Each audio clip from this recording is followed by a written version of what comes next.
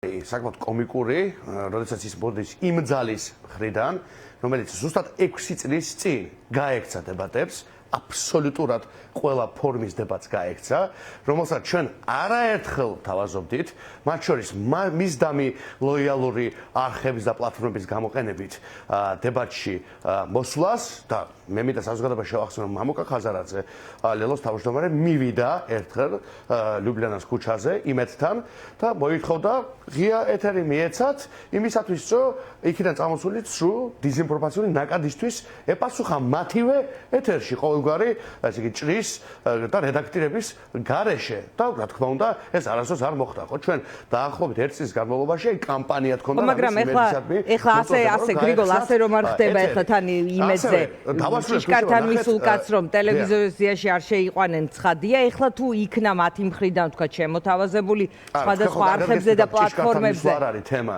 დიახ არა, დავასრულებ ჯერ თუ შევა ნახეთ, აქ თქვენ ხო კარგად გესმით, რომ ჭიშკართან მისვლა ეს მაგალითი არის, ხო? იმისა, რომ პარტიის თავმჯდომარემ ამ ზომით, ამ ფორმით და ამ მასშტაბით უთხრა, რომ ის მზად იყო სადებატოდ. მაგრამ ბუჩქებში დამალული ქოცები არ იყვნენ მზად სადებატოდ. აი ამაზე მაქვს საუბარი, ხო? იგივე ქოცები, რომელმაც ფაქტიურად მთელი პოლიტიკური სპექტრი დააპატიმრეს და ახლა კიდევ ერთხელ ემუქრებათ ახალი რაუნდი პატიმრობისა. და აი ახლა ეგრეთ წოდებული პრემიერ-მინისტრი გამოდის და გვეუბნება თურმე შუა საუკუნეების ევროპაში ყოფილა ესე თქვა გერმანიდან მარტო ეს დაამახსოვრდა, ხო? იმიტომ კონსტიტუციას რა გაუკეთავ ხედავთ, საგარეო პოლიტიკურ კურსს რა გაუკეთავ ხედავთ, ამ ქვეყნის დემოგრაფიასა დამართავ ხედავთ და ეთქვა ის დაამახსოვრდა, კიდევ კაი ერთი რაღაც მაინც დაამახსოვრდა, ხო? და უთხარით ეს ყველაფერი ოცნების წარმომადგენელს პირდაპირ ეთერში. საკამათო მეტყვი კიდევაც, მაგრამ ერთ წამს მინდა გიპასუხოთ, როგორ კომიკურია, ხო? კომიკურია, თორემ მე 6 წელი ამას ვითხოვ. 6 წელი ამას ვითხოვ და გიჯდები ისე მიყვარს დებატები. ნებისმიერ ხოცთან ყოველთვის მზად ვარ ნებისმიერ რეალურ თემაზე მე პირადად გეუბნებით. ყოველ შემთხვევაში რომ ვედებატო ნებისმიერ ნორმალური რაღაცა შესაბამისი ადეკვატურობის მქონე, ესე იგი, ხოც ნებისმიერ ძირითად სერიოზულ საკითხზე. ოღონ, ნახეთ, ეს არამც და არამც არ უნდა გახდეს რაღაცა პროპაგანდისტული საკვები რეჟიმისთვის და ეს ყველას უნდა გვახსოვდეს ძალიან კარგად.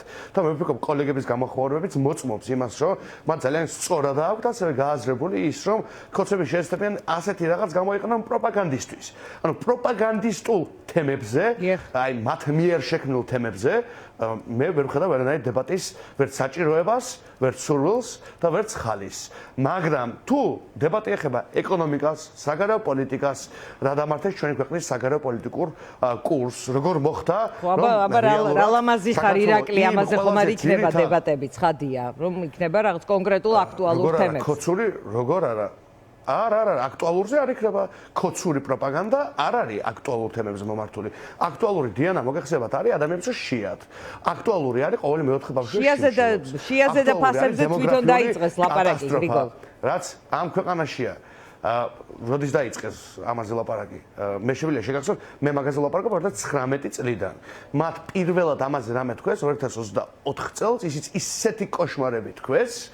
აი არ მახსოვს აგვარია ეს კაცი რაჭველი დეპუტატი ერთ-ერთი ბავშვებს არ შივათო რომ გვიყვებოდა აი არ შივათ ყოველ მეოთხე ბავშვს ამიტომ ძალიან მძიმე პრობლემები აქვს წლებია და როდის დაიწყეს ლაპარაკი ამი ნაბიჯი გადაიდგა აღარ შეა ყოველ მეოთხე ბავშვს აღარ გარბის ამ ქვეყნიდან ყოველი მეორე ადამიანი არ გვაქვს დემოგრაფიული კოშვარი და კატასტროფა ბევრად უფრო ნაკლები ადამიანი იბადება, ვიდრე გვეკარგება.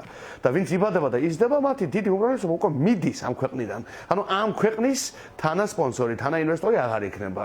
აი ამეებზე თუ ვილაპარაკებთ იმაზე, რატომ და რა პირობებში გადაეცემა 9 მილიონი კვადრატული მეტრი ქართული მიწა ჩემთვის გაუგებარ ჯგუფებს და რატო არის ეს გასაიდუმლოებული, მაშინ როდესაც ტრიპის ესე იგი შეთანხმება, ხო? აი სომხეთ-აზერბაიჯანის ახალი გზის შეთანხმება არ არის გასაიდუმლოებული და წანიშირო თურმე კორპუსები უნდა დადგან, ეგ არის უდიდესი კალიბრის გეოპოლიტიკური და გეოსტრატეგიული სახელმწიფო საიდუმლო. აი ესეთ ფარში ვცხოვრობ და თუ რეალურ თემებზე იქნება დებატი, მაგრამ მე ეჭვი მაქვს ისინი რეალურ თემებზე, როგორიცაა ეკონომიკა, როგორიცაა შემოსავლები, როგორიცაა ფასები, როგორიცაა დემოგრაფია, როგორიცაა რა პირობებში ცხოვრობს ადამიანები ავარიულ სახლებში, როგორიცაა პერსპექტივის უქონლობა, როგორიცაა ინვესტიციების დავარდნა როგორც არის ამ ქვეყნის საერთაშორისო იმიჯის სრული გაპარტახება და იავარქმნა, ამას დავარნაღარ ქვია. ეს არის გაპარტახება, ესეთი განადგურებული ქართული ეროვნული იმიჯი და თვითმყოფადობა არასოდეს არ ყოფილა ჩვენი ქვეყნის ისტორიაში და თუ რომელიმე ქოცი გაბედავს, რომ ბუნაგიდან და სოროდან, რომელშიც ეხლა არის მიმალული ბოლო 6 წელია, გამობრძანდეს და ღია ეთერში დაჯდეს, სადაც იქნება თავისუფალი დებატის ცხადია ცივილიზებული, მაგრამ თავისუფალი და არა ზოგიერთ არხსუ აქვს რაღაცა, ესე იგი 9 საათში ერთხელ რო გიწევს საუბარი და სანამ მიადგები და ქოც ოპონენტს რამეს ეტყვი, არავის აღარაფერი აღარ ახსოვს. არც იმ ქოც, არც შენ, არც მაყურებელს და მართლა რაღაცა 4-დან ეგეთი არა, თუ ნამდვილი დებატი იქნება ნამდვილ თემებზე, მაგრამ მე მეეჭვება ვიმეორებ, რომ ამისი შნო მათ გააჩნდეთ, თუ არაფერს თქვილი არ გააჩნიათ, არც ერთ ზედა თემაზე, მაშინ მობრძანდნენ, ჩვენ ძალიან გვიყვარს პოლემიკა, გვიყვარს ფაქტები, გვიყვარს არგუმენტები, გვიყვარს სიმართლე, რომელიც არის ძალიან დიდი ხანია ჩვენს მხარეს და მე გულისხმობ ქართულ ხალხს და რომელიღაც პოლიტიკურ ძალას მობრძანდნენ თუ ამის შნო აქვთ და ვიდებატოთ, მაგრამ ამისი შნო მათ არ აქვთ. ისინი ნახეთ თუ არა, ახლა მე ხო არ ვიცი, აი წესრიგ ვიტყვი.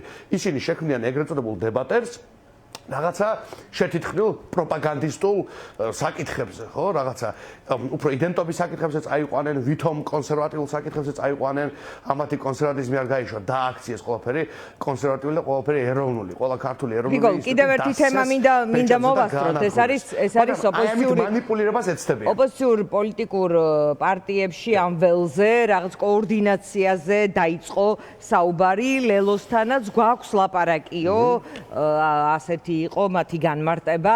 თქვენ ხართ თუ არა ამ კოორდინაციის ჩამოყალიბების შესახებ კონსულტაციებში ჩართული, რა ფორმით, როგორ ზოგადად ამ პერსპექტივას როგორ უყურებთ? ხო, დავიწყებ იმით, რომ ლელო ძლიერი საქართველო ყოველთვის იყო ღია მსგავსი ტიპის ფორმატებისადმი. ჩვენ პრაქტიკულად ყველა მსგავს ფორმატში მონაწილეობდით და ზოგიერთ მათგანში სულ ბოლომდე დავჭით კიდევაც, სანამ არსებობდა ეს ფორმატები, მაპატიეთ, სანამ შესაძლებელი იყო იქ ყოფნა და გარკვეულ პოლიტიკურ პროცესში ყოფნა, ჩვენ ამავე დროს გამოსულავთ არაერთი ინიციატივით, მათ შორის საერთო სახალხო პარლამენტთან დაკავშირებით, ის როგორც ბოლო არჩევნებზე ერთიანი კოლგით ბრძოლის თაობაზე, რაც მამუკა ხაზარაძემ თქვენი არხის მეშვეობით განაცხადა არჩევამდე რამდენიმე თვით ადრე, ამიტომ ჩვენ და კოალიციური ტრადიცია ხო გვაქვს და გვაქვს რა ძლიერი საქართველო, რომელიც ახლა ახსენე და რომელიც არის ჩვენი რა თქმა უნდა ოფიციალური სახელი და შინაარსი ძლიერი საქართველოს კოალიციას. კი ბატონო, ახლა თუ გაქვთ მზაობა.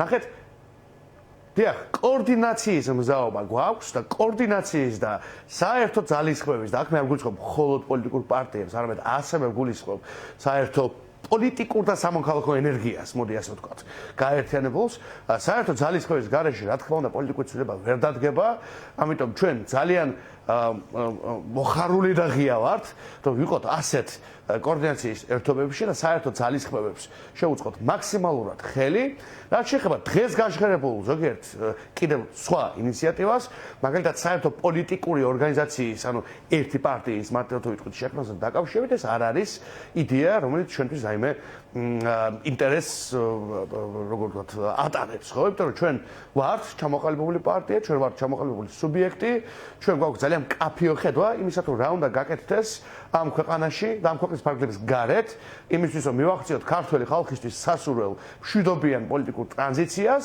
ვართ მზად რომ ვეთანამშრომლოთ კოორდინაციის ფორმატში, კოალიციურ ფორმატში სხვადასხვა პოლიტიკურ სუბიექტს, მაგრამ ერთიანი ქოლგა ისე და ისე არ არის ჩვენთვის ცხადი იდეა და ჩვენთვის საინტერესო იდეა. რაც შეეხება უშუალოდ კოორდინაციას, ეს ორი სხვადასხვა იდეა არის, ხო, რაც ახლა ტრიალებს, ხო, ვთქვათ, ერთი დღეს მომისმინეთ, ერთი უფრო, ესე იგი, წინა პერიოდშიც მათ შორის, ხო?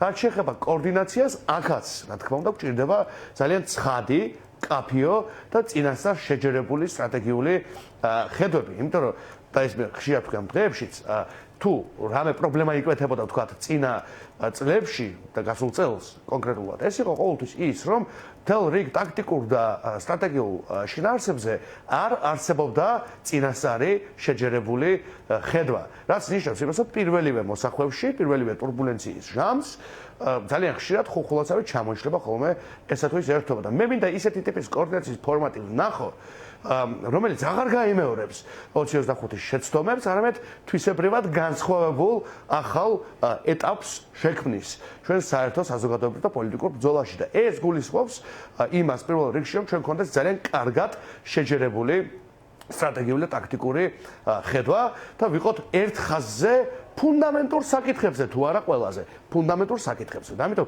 ასეთი ტიპის ერთობის შანსი თუ იქნება კოორდინაციის ფორმატში და არა პარტიული ერთობის, ჩვენ ვიქნებით დაინტერესებული. აი პარტიული გაერთიანება რაღაცა გაუგებარი ქოლგის ქვეშ ჩვენთვის არ არის საინტერესო. კი ბატონო, მადლობა. მადლობა გრიგოლ გეგელიას, მე მას დავემშვიდობები და 6 საათზე შევხვდები მაყურებელს.